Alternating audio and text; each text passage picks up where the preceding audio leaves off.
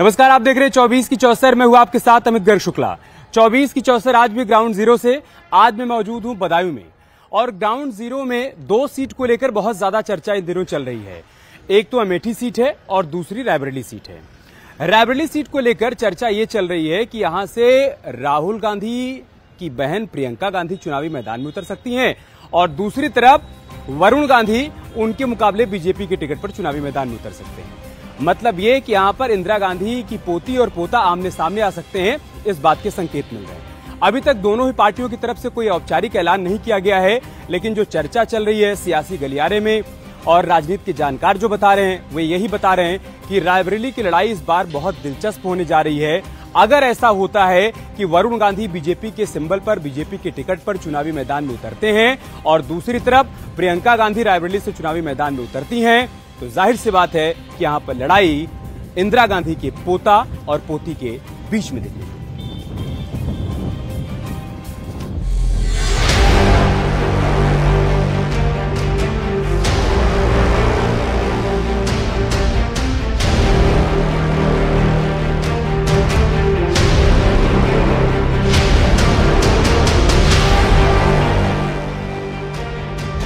UP की high profile सीटों में शुमार रायबरेली के रण में अभी तक सभी बड़े दल गायब हैं।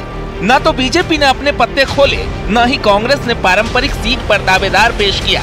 लेकिन नामांकन की तारीख जैसे ही नजदीक आई, मुकाबला दिलचस्प हो गया। रायबरेली में गांधी परिवार के 2 दिग्गज आमने सामने हो सकते हैं। दरअसल भारतीय जनता पार्टी ने रायबरेली लोकसभा सीट के लिए जो 4 नामों का पैनल तैयार किया है, उसमें वरुण गांधी का भी नाम है। यानी कि भारतीय जनता पार्टी प्रियंका गांधी के मुकाबले रायबरेली से वरुण गांधी को चुनावी मैदान में भारतीय जनता पार्टी की तरफ से उतार सकती है। हालांकि भारतीय जनता पार्टी के सूत्रों की माने तो वरुण गांधी ने अभी पार्टी आलाकमान से समय मांगा है कि विचार करके ही वो अपना फैसला पार्टी आलाकमान को बताएंगे। अब सूत्र दावा कर रहे हैं कि रायबरेली में मुकाबला प्रियंका गांधी वर्सेस वरुण गांधी होगा, यानी भाई बहन के बीच टक्कर की गवाह बनेगी रायबरेली की जनता। पार्टी सूत्रों के मुताबिक बीजेपी ने वरुण गांधी को रायबरेली से चुनाव लड़ने का ऑफर दिया है। सूत्रों की माने तो वरुण ने अपनी चचेरी बहन प्रियंका गांधी के खिलाफ चुनाव लड़ने के निर्णय में विचार करने के लिए समय मांगा है। हर चरण के हिसाब से अलग रणनीति पार्टी ने बनाई है और रणनीति के हिसाब से पार्टी घोषित कर रही है। पार्टी ने लगभग अधिकांश टिकट घोषित कर दिए हैं। जो टिकट बाकी हैं उनमें भी जल्दी ही पार्टी टिकट घोषित कर देगी।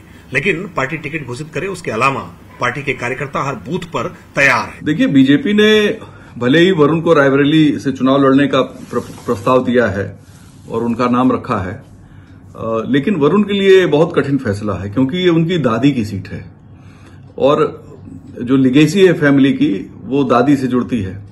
तो मुझे लगता है कि एक ऐसा फैसला है वरुण को जिसपे 100 बार सोचना पड़ेगा। बता दें कि रायबरेली सीट कांग्रेस का गढ़ मानी जाती है। इस बार सोनिया गांधी के राज्यसभा जाने की वजह से यहां से प्रियंका गांधी के चुनाव लड़ने की अटकलें तेज है। ऐसे में बीजेपी का आंतरिक सर्वे में वरुण गांधी के मैदान में उतरने से पार्टी मजबूती से चुनाव लड़ने की स्थिति में होगी, ये बात निकल कर सामने आई है, जिसके बाद से वरुण गांधी को उतारने की कवायद तेज कर दी गई है। बताया जा रहा है कि वरुण गांधी 1-2 दिन में अपना निर्णय सुना देंगे। रायबरेली लोकसभा के लिए भारतीय जनता पार्टी के राष्ट्रीय नेतृत्व का जो भी निर्णय होगा, वो मैं जिला अध्यक्ष के नाते और मेरी पार्टी रायबरेली जनपद में हम लोग जिस प्रत्याशी को भी हमारा राष्ट्रीय नेतृत्व रायबरेली के लिए देगा, उसको हम चुनाव जिता करके भेजेंगे। क्योंकि भारतीय जनता पार्टी की हमेशा से मंशा रही है कि लोग परिवार में विघटन करो, फूट डालो, राज करो। इसी के अनुसार चाहते हैं कि हम परिवार को परिवार से लड़ा दो। लेकिन अगर कोई परिवार वाला है, वो समझता है कि नहीं, अगर देश को विकास कराना है तो रायबरेली से गांधी परिवार का ही व्यक्ति चुनाव लड़े। हो सकता है कि वरुण गांधी भी चाहते हो कि रायबरेली से गांधी परिवार का ही व्यक्ति कोई चुनाव लड़े। तो हमको तो नहीं लगता, क्योंकि पहले भी प्रयास किया गया था कि वरुण गांधी यहाँ से अमेठी से चुनाव लड़े, उन्होंने पहले मना कर दिया था। अगर वरुण गांधी रायबरेली से चुनाव लड़ते हैं तो 40 साल बाद ऐसा होगा जब गांधी परिवार का सदस्य एक दूसरे के खिलाफ मैदान में उतरेगा। 1984 के लोकसभा चुनाव में वरुण गांधी की मां मेनका गांधी ने राजीव गांधी के खिलाफ अमेठी से चुनाव लड़ा था। हालांकि उन्हें हार का सामना करना पड़ा था। इसके बाद से कभी भी मेनका गांधी और सोनिया गांधी का परिवार एक दूसरे के सामने मैदान में नहीं उतरा। रायबरेली या अमेठी से भारतीय जनता पार्टी के कैंडिडेट के तौर पर कांग्रेस के कैंडिडेट खिलाफ चुनाव लड़ना, तो ये एक कठिन मामला है। लेकिन अगर वरुण गांधी चुनाव लड़ते हैं तो निश्चित तौर पे रायबरेली और अमेठी दोनों जगह एक अलग इकोसिस्टम क्रिएट होगा और उसका फायदा बीजेपी को जरूर मिलेगा, वरुण को भी जरूर फायदा मिलेगा। वैसे भी वरुण गांधी का इस बार पीलीभीत से टिकट काट दिया गया था, यानी वरुण के पास ज्यादा ऑप्शन बचे नहीं हैं, जबकि बीजेपी का इंटरनल सर्वे भी वरुण के फेवर में गया है। यह अलग बात है कि यूपी में रायबरेली ही इकलौती ऐसी सीट है जिसे कांग्रेस का गढ़ कहा जा सकता है, क्योंकि 2019 में सिर्फ इसी सीट पर कांग्रेस को विजय मिली थी। देखना होगा अगर मुकाबला वरुण वर्सेस प्रियंका गांधी होता है तो नतीजे क्या होंगे। Bureau report, news 18।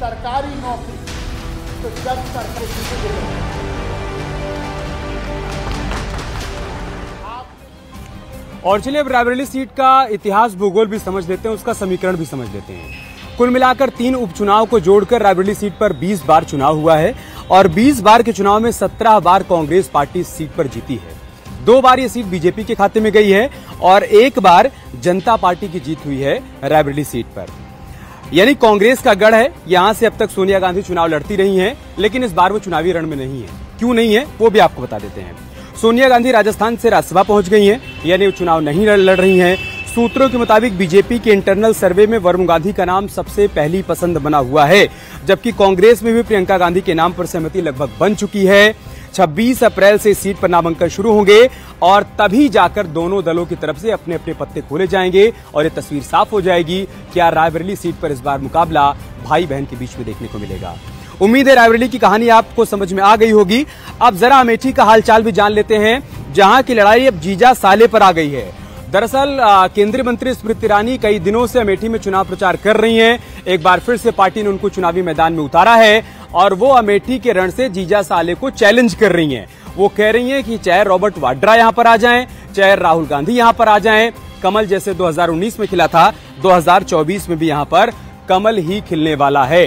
तो कुल मिलाकर स्मृति ईरानी की तरफ से चैलेंज कर दिया गया है। अब देखना होगा कि 26 अप्रैल को जब वायनाड में चुनाव हो जाएगा, उसके बाद राहुल गांधी अमेठी आते हैं या फिर रॉबर्ट वाड्रा चुनावी मैदान में करते हैं। रिपोर्ट देखिए।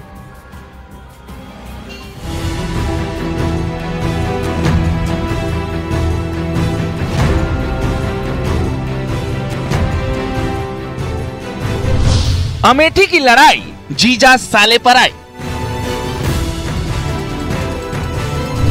कभी राहुल की डिमांड, कभी वाड्रा के पोस्टर। अमेठी के रण में कांग्रेस को कंफ्यूजन क्या?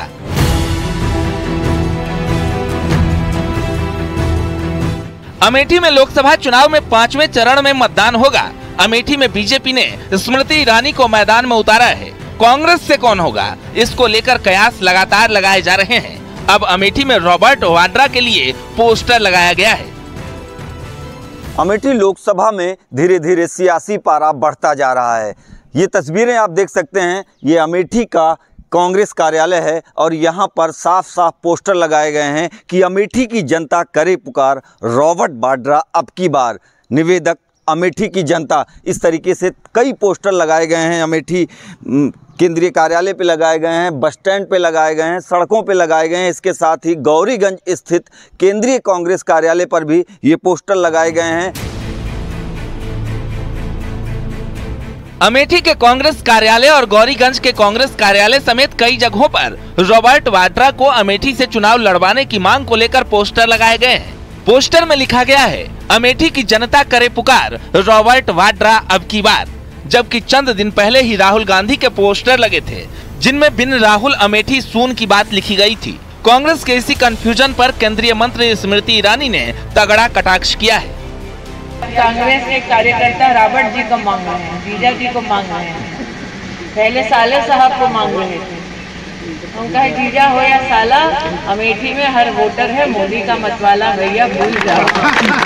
सही कह रहे हैं, क्योंकि जीजा जी आएंगे तो सुरेश सबको, और जीजा जी की नजर जगदीशपुर पे है, कहीं डर है।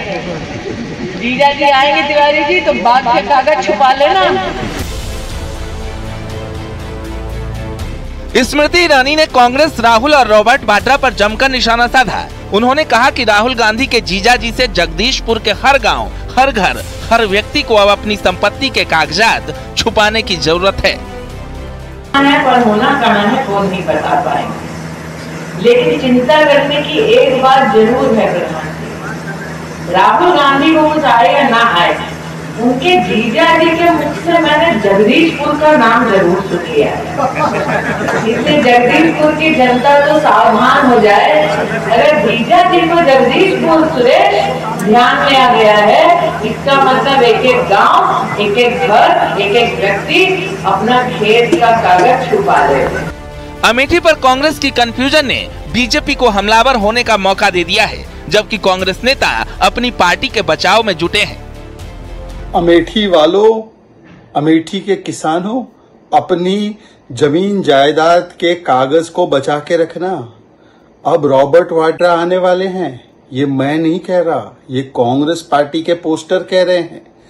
भैया तो डर चुके हैं और कुछ लोग रायबरेली का मैदान भी छोड़ चुके हैं, पर अमेठी में दामाद जी को भेजने की तैयारी हो रही है। मतलब कि राहुल जी भी मानते हैं कि अमेठी जाने की उनकी स्थिति नहीं है, क्योंकि वहां पर रायबरेली में और पूरे उत्तर प्रदेश में इनकी राजनीतिक विरासत ही खत्म हो चुकी है। स्मृति ईरानी जी, हमने तो बहुत मेहनत से राजीव जी, सोनिया जी, राहुल जी ने अमेठी को सजाया था, रोजगार दिए थे।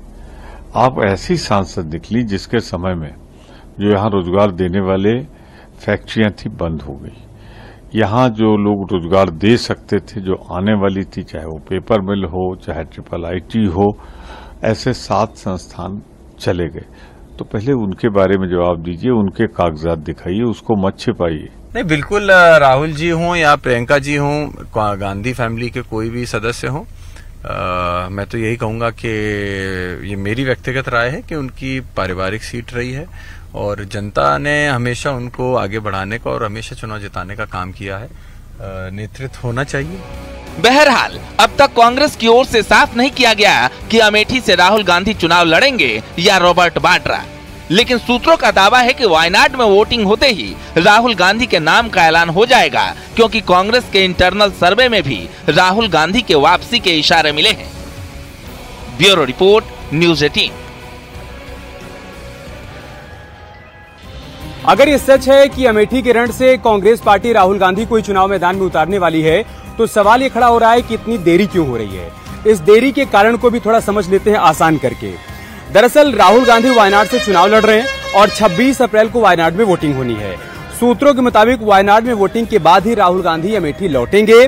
सीसी की बैठक में राहुल गांधी के नाम पर मुहर लग चुकी है। सूत्रों का तो ये भी दावा है कि सोनिया गांधी ने भी राहुल से अमेठी लौटने के लिए कहा है। सोनिया ने कहा है कि वायनाड का चुनाव खत्म हो जाए, उसके बाद आप अमेठी आ जाइए। मतलब 26 के बाद राहुल गांधी अमेठी का रुख करेंगे, यानी अमेठी में मुकाबला एक बार फिर से 2014, 2019 की तरह 2024 में भी दिलचस्प देखने को मिलने वाला है। 24 की चौसर में बात करते हैं अगली खबर की, जो वाराणसी से है। पूर्वांचल में मजबूत पकड़ बनाने के लिए बीजेपी ने खास रणनीति बनाई है। ये रणनीति क्या है वो हम डिकोड करके आपको समझाते हैं। दरअसल गृहमंत्री अमित शाह आज वाराणसी में पीएम नरेंद्र मोदी का चुनाव प्रचार की कमान संभालने वाले हैं। गृहमंत्री वाराणसी लोकसभा क्षेत्र के केंद्रीय चुनाव कार्यालय का आज उद्घाटन करेंगे। पीएम मोदी के चुनाव कार्यालय वाराणसी के महबूबगंज इलाके के तुलसी उद्यान में बनाया जा रहा है, जहां पर गृहमंत्री आज उसका उद्घाटन करने वाले हैं। इसके अलावा गृहमंत्री अमित शाह मोती झील मैदान में जनसभा को भी संबोधित करेंगे। 50 वरिष्ठ कार्यकर्ताओं के साथ वहां पर वो बैठक भी करेंगे। गृहमंत्री अमित शाह काशी में ही रात्रि विश्राम भी करेंगे और अगले दिन काशी विश्वनाथ मंदिर में दर्शन पूजन करने के बाद वो दिल्ली रवाना होंगे। अमित शाह के वाराणसी दौरे के दौरान सीएम योगी, दोनों डिप्टी सीएम, बीजेपी के प्रदेश अध्यक्ष और बीजेपी प्रदेश संगठन के मंत्री भी वहां पर मौजूद रहेंगे। मतलब पूर्वांचल को साधने की रणनीति के तहत ही वाराणसी में केंद्रीय कार्यालय का उद्घाटन किया जा रहा है। उद्घाटन खुद गृहमंत्री अमित शाह कर रहे हैं। मतलब ये कि पूरे पूर्वांचल को साधने की कमान अमित शाह ने अपने हाथों में ले रखी है। पीएम मोदी तीसरी बार वाराणसी से कैंडिडेट हैं। 2014 में प्रधानमंत्री मोदी ने बम्पर वोटों से जीत दर्ज की थी, तब पहली बार वो चुनावी मैदान में उतरे थे। सामने अरविंद केजरीवाल थे। करारी शिकस्त का सामना अरविंद केजरीवाल को करना पड़ा था। 2019 में भी काशी की जनता ने उन्हें अपना सांसद चुना। अब तीसरी बार 2024 में एक बार फिर से वाराणसी से पीएम मोदी चुनावी मैदान में हैं। 2014 की बात करें तो करीब 5,81,000 वोट प्रधानमंत्री मोदी को मिले थे। 56.37% वोट पीएम मोदी को मिले थे। 2019 में 6,74,000 से अधिक वोट मिले थे। मतलब कुल वोट का 63.6% हिस्सा पीएम मोदी के खाते में गया था। यानी 2014 और 2019 दोनों बार पीएम मोदी ने बम्पर जीत हासिल की और वाराणसी के सांसद के तौर पर शहर का खूब विकास किया, काशी को नई पहचान दी। अब 2024 में नरेंद्र मोदी के सामने इंडिया ब्लॉक ने अजय राय को चुनावी मैदान में उतारा है, जो कि कांग्रेस पार्टी के प्रदेश अध्यक्ष हैं। यानी जीत की हैट्रिक लगाने की तैयारी में आज पीएम मोदी केंद्रीय चुनाव कार्यालय का उद्घाटन वहां पर हो रहा है गृह मंत्री अमित शाह के हाथों। चूंकि हम ग्राउंड जीरो पर घूम रहे हैं और आज बदायूं में मौजूद हैं, तो बदायूं से गठबंधन के प्रत्याशी आदित्य यादव से आज हमने बातचीत की। उनसे जाना कि बदायूं में उनकी तैयारियां कैसे चल रही हैं, उनकी रणनीति क्या है और इस वक्त जो चुनावी मुद्दे सियासी गलियारे में सुनने को मिल रहे हैं उस पर भी उनकी राय हमने ली है, वो देखिए। 24 की चौसर में आज हमारे साथ बहुत खास मेहमान हैं, शिवपाल यादव जी के बेटे, बदायूं से प्रत्याशी आदित्य यादव जी। आदित्य जी, बहुत स्वागत है आपका न्यूज 18 पर। मेरा पहला सवाल आपसे यही है, कैसी चल रही चुनाव की तैयारी? पहले तो आपका चैनल का अमित भाई और आपका बहुत बहुत धन्यवाद जो आपने समय निकाल के यहाँ पे हम लोगों को कवर करने के लिए आए। चुनाव बहुत अच्छा चल रहा है। लगातार प्रचार के लिए हम लोग आप देख रहे हैं, नुक्कड़ सभाओं से लेकर बड़ी मीटिंगें तक कर रहे हैं, जन संपर्क कर रहे हैं। बदायूं के अंदर जितना इतिहास रहा है समाजवादियों का, जिसके अंदर समाजवादी पार्टी के जो भी नेतृत्व करने नेता आए हैं, सबने बहुत काम किया है और उसी काम के ऊपर हम लोग आज वोट मांगने जा रहे हैं। जो काम हमने पूर्व में किए हैं, चाहे वो मेडिकल कॉलेज हो, सड़कों का काम हो, पुल का काम हो। पिताजी का समर्थन भी है, आशीर्वाद भी है। अखिलेश यादव जी का आशीर्वाद मिल गया है, आएंगे आपके लिए प्रचार करने? जी बिल्कुल। देखिए, अगर हम यहाँ तक पहुंचे हैं और इस लड़ाई में प्रत्याशी के रूप में लड़ रहे हैं तो ये राष्ट्रीय अध्यक्ष जी का ही आशीर्वाद है, पार्टी के शीर्ष नेतृत्व का आशीर्वाद है, सहयोग है कि यहाँ तक आज हम चुनाव में लड़के प्रत्याशी के रूप में जा रहे हैं और पूरा सहयोग रहेगा। आने वाले समय में निश्चित ही राष्ट्रीय अध्यक्ष जी भी समय देंगे यहाँ पे, और राष्ट्रीय अध्यक्ष जी ही नहीं बल्कि पार्टी के जितने हमारे स्टार प्रचारक हैं, अन्य समाज के नेता हैं, सभी लोग यहाँ पे आके प्रचार करने के समय के लिए भी आएंगे सभी लोग। ठीक है। अभी राजस्थान केरल में प्रधानमंत्री मोदी ने कांग्रेस के मैनिफेस्टो पर निशाना साधा और उन्होंने कहा कि ये संपत्ति का सर्वे करवाएंगे, माताओं बहनों का सोना ले जाएंगे, उनका मंगलसूत्र छीन लेंगे। देखिए, पूरी तरीके से जो घोषणा पत्र है कांग्रेस का मैंने कोई पढ़ा नहीं है बहुत ज्यादा, लेकिन जितना मैंने स्टडी किया है, देखा है, कहीं पे भी ये बात नहीं आ रही है कि ऐसी कोई बात उसके अंदर लिखी गई है। प्रधानमंत्री जी जो कुछ भी बोल रहे हैं उनको थोड़ा सोच समझ के बोलना चाहिए, क्योंकि वो इस देश के सर्वे सर्वा हैं। उनकी कही हुई बात को हर व्यक्ति बहुत ही गंभीरता से लेता है और ऐसे झूठे बातों को अगर मंचों से कहा जाएगा तो मैं समझता हूं ये ठीक इमेज नहीं भेज रहा है। इसका आधार आदित्य जी बना रहे हो कि राहुल ने एक रैली के दौरान कहा कि हम सत्ता में आएंगे तो फाइनेंशियल और इंस्टीट्यूशनल सर्वे करवाएंगे। तो फाइनेंशियल और इंस्टीट्यूशनल सर्वे का मतलब क्या है? देखिए, फाइनेंशियल और इंस्टीट्यूशनल सर्वे कराने का उनका मतलब यही होगा कि आज आर्थिक स्थिति में कहाँ देश खड़ा हुआ है, कौन सा वर्ग कहाँ पर है। हम लोग तो जातिगत जनगणना की भी बात कर रहे हैं, तो उसके लिए इन सब चीजों की सर्वे होना जरूरी है। अगर ये सर्वे नहीं होंगे तो कौन सा समाज या कौन सा वर्ग कहाँ पे है आज समाज के अंदर, ये कैसे हमें पता लगेगा। और जनता पे बड़ी बड़ी मीटिंगों में इस बात को प्रधानमंत्री जी कह रहे हैं, झूठ को इसको फैलाने का काम कर रहे हैं। मैं समझता हूँ ये इस लोकतंत्र के लिए ठीक नहीं है। आप कह रहे हैं कि झूठ बोल रहे हैं, लेकिन आज कांग्रेस के बड़े नेता सैम पित्रोदा का एक बयान आया और उससे कांग्रेस पर जो आरोप लगाए जा रहे हैं मैनिफेस्टो को लेकर, उस आरोप को और बल मिल रहा है। वो कह रहे हैं कि विरासत टैक्स लगना चाहिए, जैसे अमेरिका में होता है वैसे इस देश में होना चाहिए कि अगर कोई मरता है और उसके पास बहुत ज्यादा संपत्ति है तो वो संपत्ति गरीबों में बांट देनी चाहिए। नहीं, देखिए, जो ये सारी बातें कह रहे हैं, पहली बात तो ये कांग्रेस अगर कह रही है तो मैं समझता हूँ कांग्रेस ही इनका ज्यादा ठीक तरीके से जवाब दे पाएगी। यार रुकें छोटे से ब्रेक के लिए, जल्द लौटेंगे कुछ और।